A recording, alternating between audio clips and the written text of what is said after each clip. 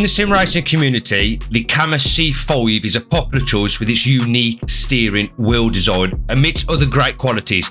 But what if I told you there was something even better than the C5?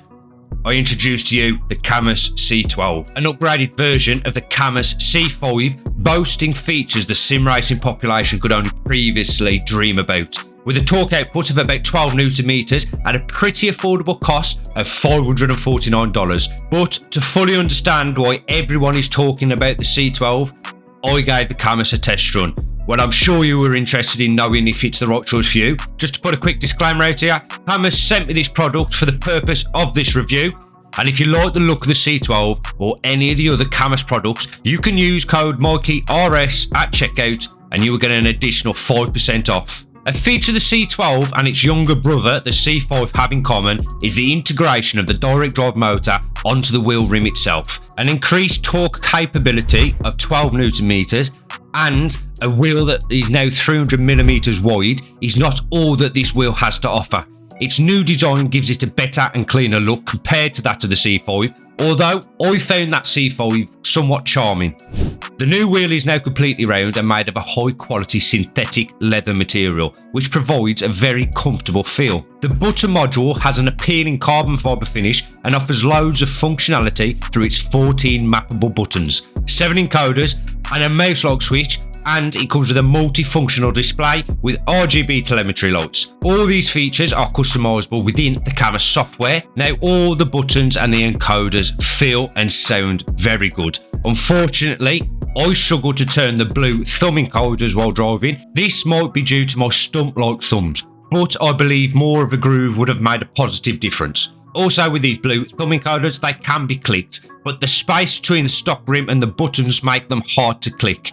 A solution to this is to remove the wheel rim itself and replace it with another rim with the same cross pattern attachment. But you will find something sticking out to the middle of the wheel, so unless you have a rim without a centre cap or a spacer, you won't be able to mount it. So now let's have a look at the back of the C12. A massive upgrade from the C5 is these magnetic carbon fibre paddle shifters, which are now longer and very clicky.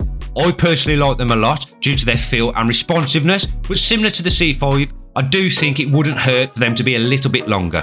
Here you can see the entire direct drive motor with its unique mounting system, which is sold separately for about $30, but it isn't necessary if you're using a cockpit or a wheel stand. There is a spot to connect the power and the USB cable, as well as a small fan that provides extra cooling. But unfortunately for me, the product I was sent, the fan doesn't actually work. I didn't have this issue with the C5, but I am in touch with customer services. The first thing I noticed was the 12 Newton meters of maximum torque on this wheelbase.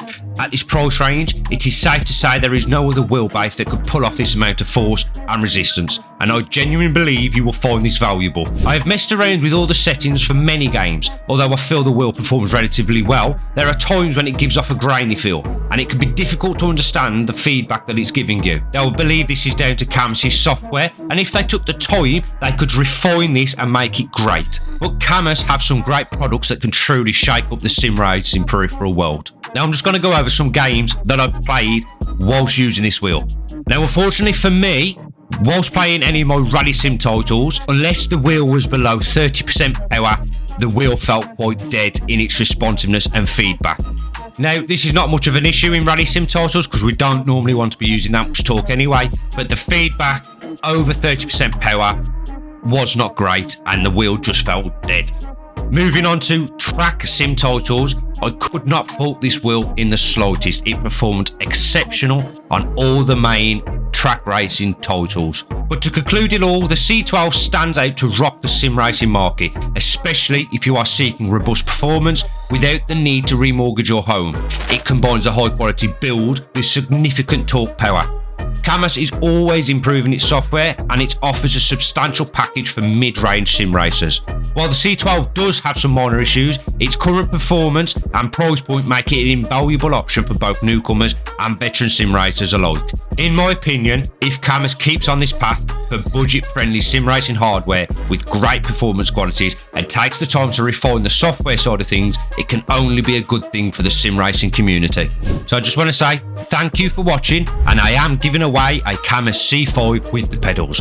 In order for you to get this giveaway item, all you have to do is subscribe to the channel, like the video, and comment down below why you would like this Cammus C12. Now, just bearing in mind, due to postage prices, I may only be able to send this out to the UK or mainland Europe. But as always, I will see you all in the next one.